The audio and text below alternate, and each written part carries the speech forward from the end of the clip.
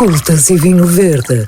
Duas mulheres, uma conversa e um bom vinho.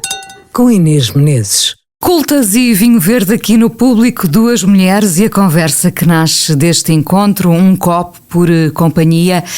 Castas, mas pouco. Vemos, ouvimos, lemos e provamos que podemos ser muitas coisas, mantendo sempre a nossa essência, como os bons vinhos, aliás.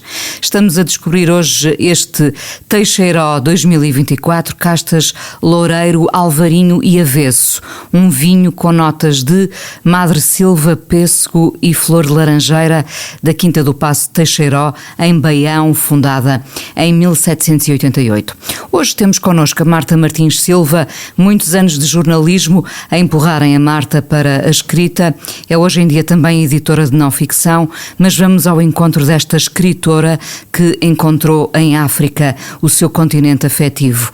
Marta editou primeiro Madrinhas de Guerra, depois Cartas de Amor e de Dor, Retornados, e a vida nunca mais foi a mesma, e acaba de lançar África para Sempre Minha. Olá, Marta. Olá, Inês. Obrigada pelo convite. Obrigada eu por estares aqui. Para os mais de 600 mil portugueses que tiveram de abandonar a África depois do 25 de Abril, a África não é só uma memória, é uma outra forma de viver que não se apagou. É isso. É casa, é chão. E foi por perceber isso, calma lá, isto é muito mais do que uma terra.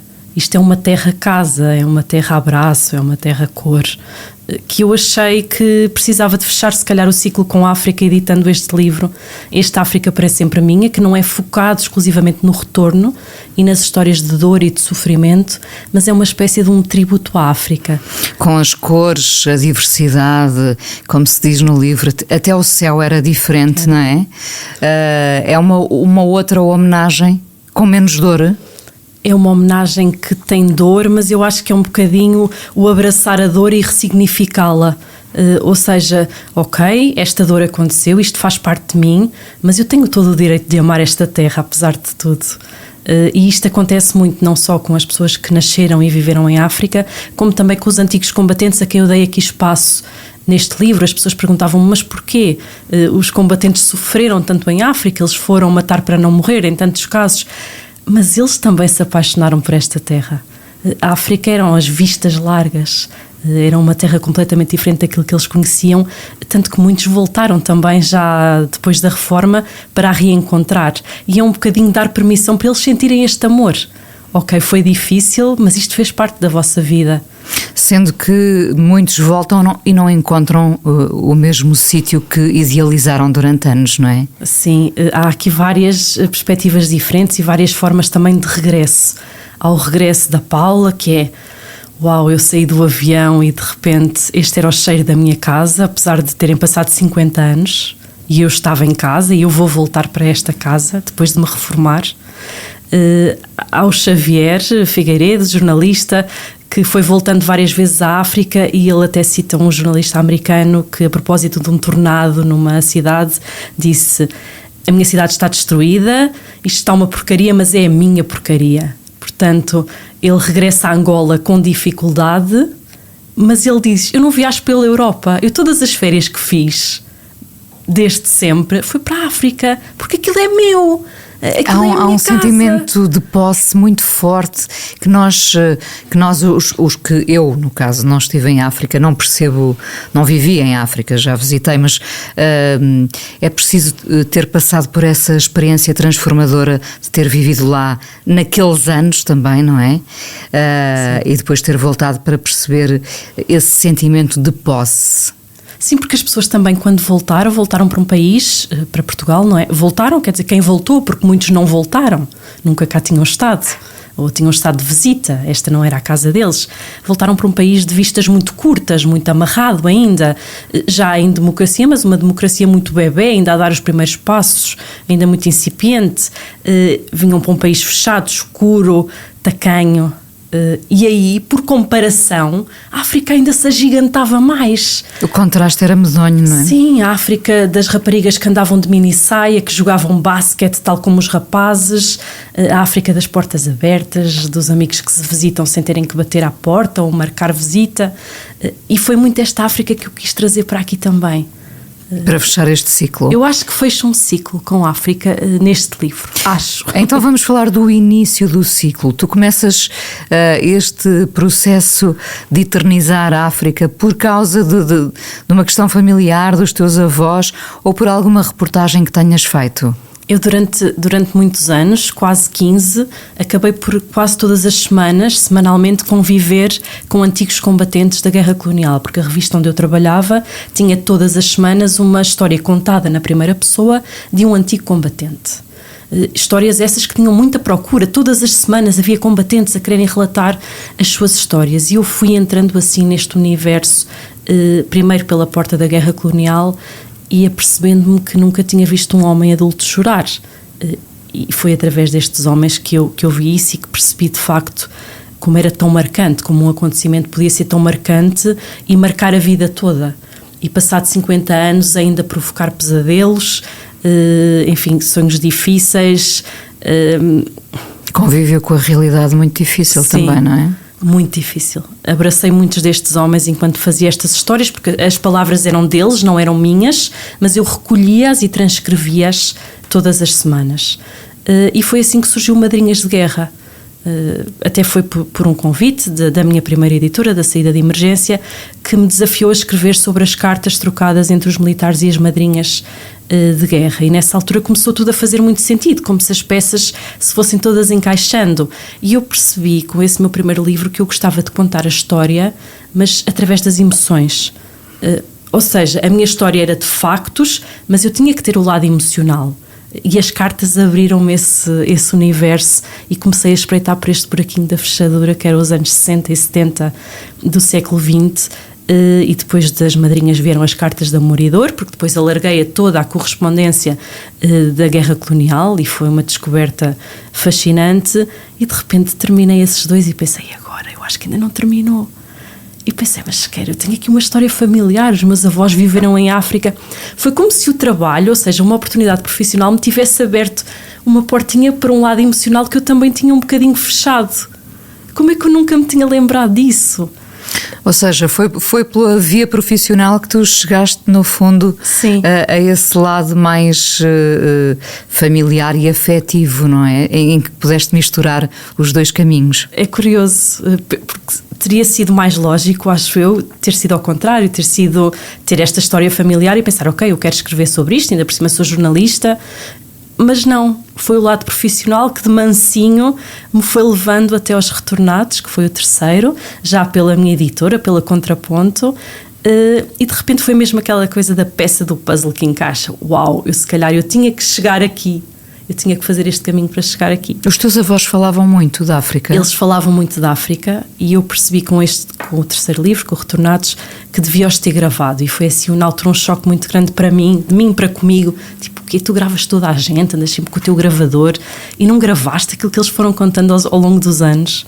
O que é que eles contavam, Marta? Eles contavam, o meu avô era uma pessoa muito bem disposta, muito de bem com a vida. Portanto, ele optava por contar o lado risonho, o lado cómico, a África cheirosa, a África tão diferente daquela aldeia de onde ele tinha saído, no distrito de Castelo Branco, à procura de uma vida melhor.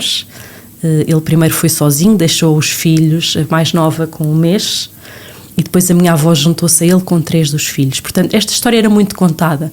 Foram 3, outros 3 ficaram também em sofrimento, mas a África era incrível. Eles trabalhavam numa loja, daquelas cantinas que tinham tudo, e o meu avô fazia sutiãs. Era uma das coisas que eles vendiam lá. E ele contava sempre que não havia medidas para fazer os sutiãs e que era com o tamanho do punho.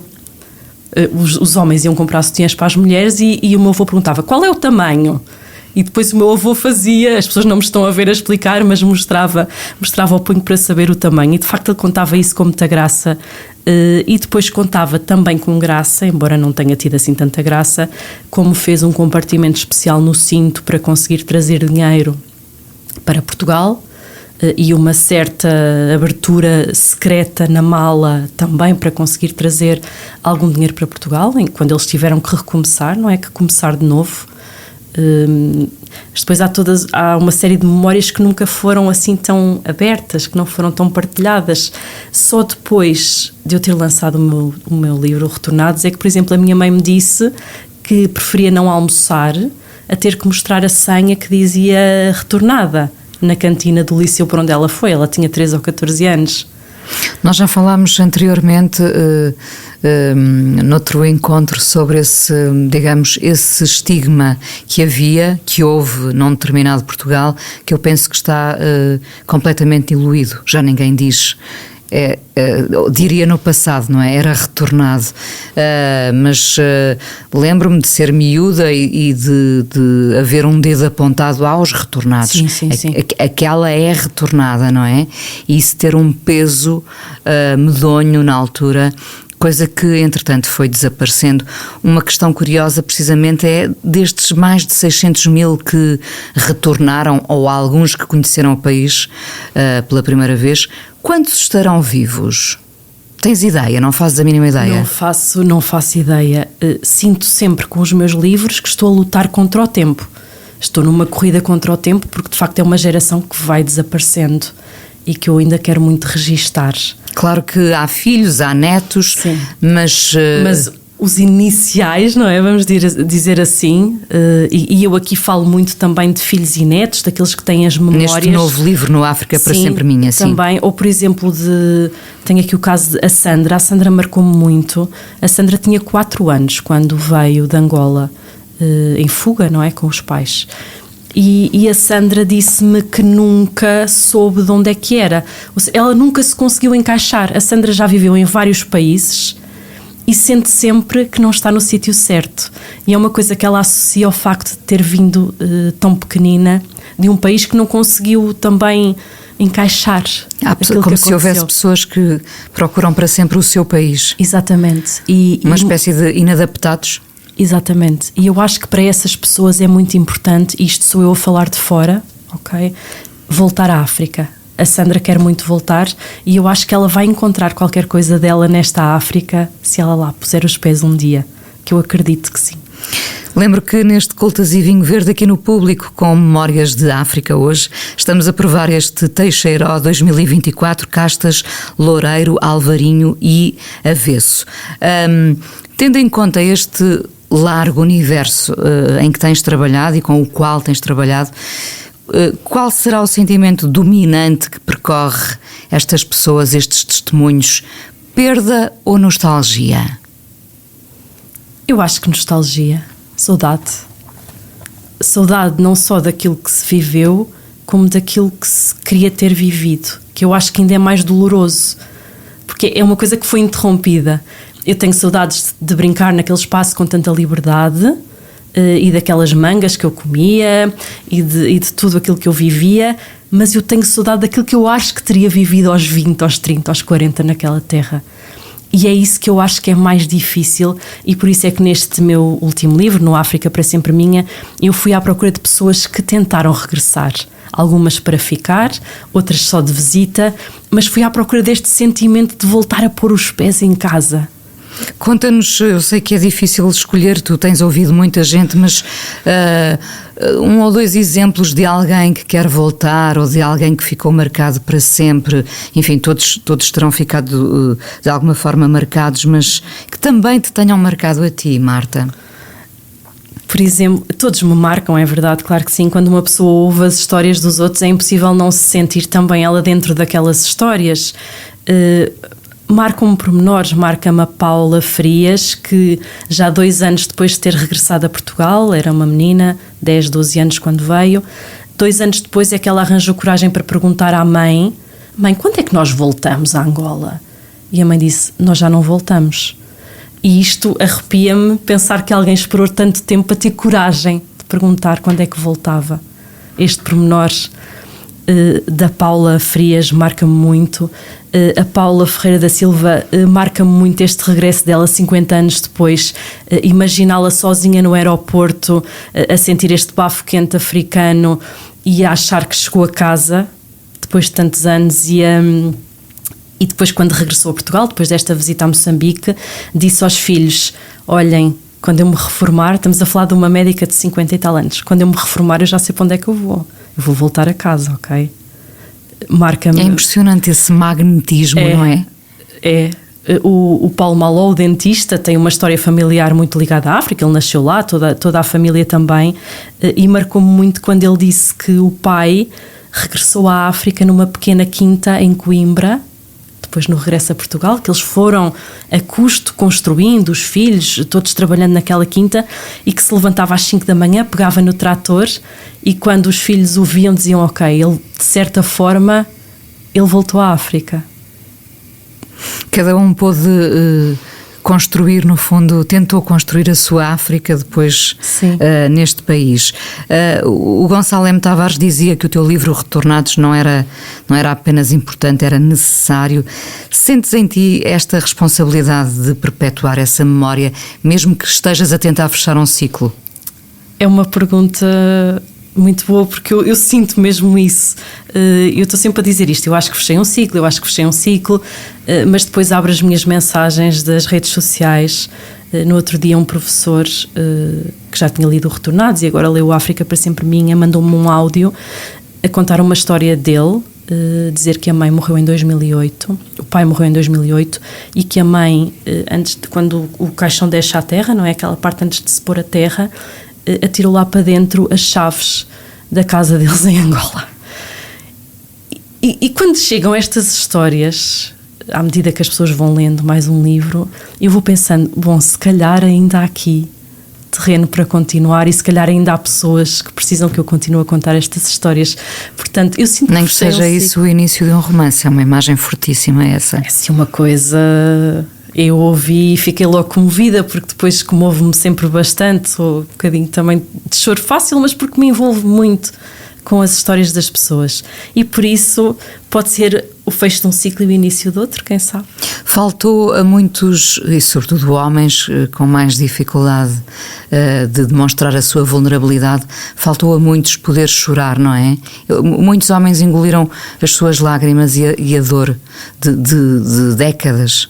Tantas lágrimas, eu não tantas lágrimas por chorar. Por chorar e é tão importante poder chorar. E eu não sei se já tinha comentado contigo da outra vez que estivemos juntas, porque esta é uma história também que me marcou muito numa apresentação que eu fiz. Aquele senhor que nunca tinha dito. Ai, sim, um senhor que se levanta de repente e diz: eu sou retornado, como se ele quisesse libertar aquilo de dentro dele e finalmente encontrar uma certa paz.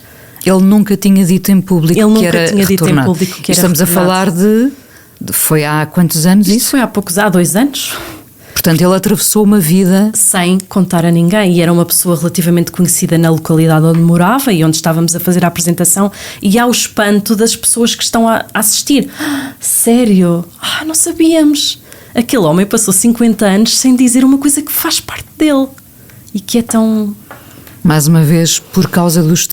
Sim, eu acredito que inicialmente por causa do estigma, e depois também acredito, e é uma coisa que eu sinto muito com os combatentes também da guerra colonial, primeiro o estigma e depois a vida vai correndo e a pessoa vai engolindo aquilo que foi difícil, na pressa de viver, e depois acho que há um dia em que sai.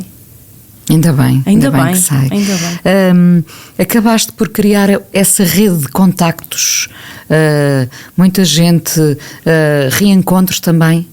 Por exemplo, gente que se reencontra através de testemunhos. Já aconteceram reencontros e histórias bonitas dessas? Ainda no outro dia, na primeira apresentação do livro na FNAC do Colombo, houve 2 pessoas que se reconheceram de lá, de Angola, no caso de Angola, e o apresentador foi o Major-General João Vieira Borges, e também ele reconheceu também uma pessoa do tempo dele, de Angola, que estava na assistência, e eu acho que é fabuloso. E depois há todo um reconhecimento, mesmo entre quem nunca se viu, mas e as pessoas até me costumam dizer, quem viveu em África reconhece. Há um certo... Será? Não sei, porque eu costumo dizer às pessoas isto: o meu amor por África é platónico, porque eu nunca vivi em África, o vosso é real. Há coisas que eu apanho um bocadinho do ar, ou acredito naquilo que me dizem e vou também fazendo o meu caminho, mas eu não vivi. Do teu anterior livro, do Retornados e a Vida Nunca Mais Foi a Mesma, dirias que, e do que ouviste da tua amostra, não é? Que não pode corresponder a toda a realidade, mas a maior parte das pessoas conseguiram encontrar um novo rumo daquelas com quem falaste? Eu acho que há muitas pessoas que encontram um novo rumo, o que não quer dizer que não viva dentro delas a tal nostalgia de que falávamos há pouco, e que isso provavelmente vai marcar tudo o que elas fizerem, mas não consigo dizer que a maioria das pessoas não voltou a ser feliz, não. Há pessoas que me dizem declaradamente que nunca mais foram felizes, e essa é uma coisa que também me marca bastante, mas há muitas pessoas que conseguiram fazer o seu percurso e encontrar numa outra vida, num outro chão, um bocadinho de casa, um bocadinho como o pai do Paulo Maló, que fez de uma pequena quinta a sua África. Eu acho que todos nós vamos perdendo coisas ao longo da vida e vamos nos reconstruindo e encontrando outros sítios onde fazer a nossa casa. Consegues, Marta, perceber, depois destes anos a trabalhar sobre a África e sobre este retorno e sobre esta dor, qual era o nosso problema com os retornados? Era o medo do desconhecido, das experiências que eles traziam, das cores, das roupas, de um certo exotismo? Era tudo isso que era diferente num país a preto e branco, não era? Sim, de repente abrir a porta e ver toda esta diferença não é fácil. E eu acho que as pessoas, eu também costumo sempre dizer isto, não podemos condenar a sociedade portuguesa de então, porque era uma sociedade que tinha vivido amordaçada até aí e que também tinha muito medo.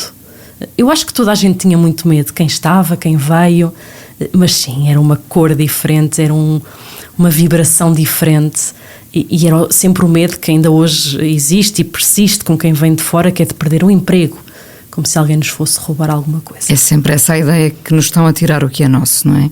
Quando as pessoas dizem que as cores eram diferentes, os cheiros eram diferentes, até o céu era diferente, essa magia não se apaga na memória delas, porque elas também não querem que isso desapareça, não é? Não, as pessoas fazem por lembrar. É como um quadro que elas veem todos os dias, um bocadinho a força para continuar. E depois as pessoas encontram nos sítios mais improváveis, ou não, se calhar, esta África, como várias pessoas me dizem que vão ao jardim zoológico quando querem sentir-se um bocadinho de volta à terra natal, com um certo barulho dos animais e um certo cheiro. São coisas muito subjetivas, não é assim uma coisa direta, mas há ali qualquer coisa. Várias pessoas que se sentam ali num banquinho e ficam só a sentir. É curioso. Bonito.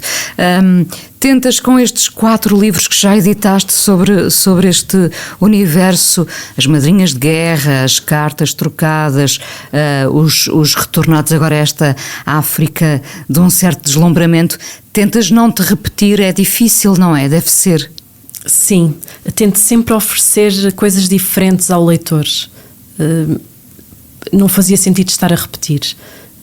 Eu até acho que estes meus 2 últimos livros são tão diferentes um do outro que até poderiam ter sido escritos por pessoas diferentes. E é curioso, porque o África para Sempre Minha, eu olho para ele e acho muito mais jornalístico do que narrativo, ao contrário do Retornados. E acaba por ser um pouco irónico, porque ele vem na altura em que eu saio do jornalismo. Será que inconscientemente eu fui mais jornalista neste livro por já não estar no jornalismo? Não sei. E depois também fiz uma divisão muito diferente, porque de facto eu queria aqui uma África diferente. É mesmo esta África minha. essa posse, muito, neste caso é bonita, essa posse. Marta, muito obrigada por teres vindo aqui a este Cultas e Vinho Verde, e que continues esta tua missão. Eu já vejo quase como uma missão, não é? É uma missão. É uma missão. Agora também estou no doutoramento, também por estes caminhos da descolonização, no caso, e da guerra colonial. Eu não consigo afastar-me do tema muito tempo. Eu ando sempre aqui à volta. É engraçado, não sei de que é que eu ando à procura mais, mas eu continuo à procura.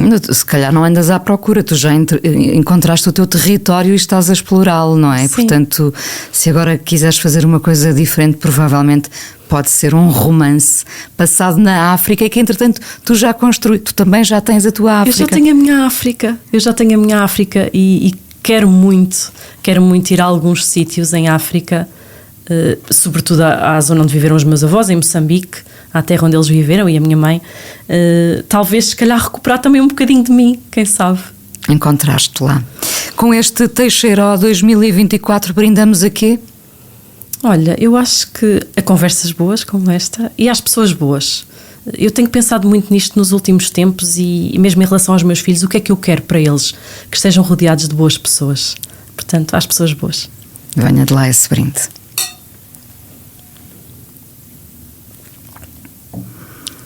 Este podcast tem o apoio da Comissão de Viticultura da Região dos Vinhos Verdes. A produção é da Inês Bernardo, o genérico da Alexandra Gonçalves, sonoplastia do Miguel Sousa, a coordenação de podcast do Público é da responsabilidade do Amilcar Correia.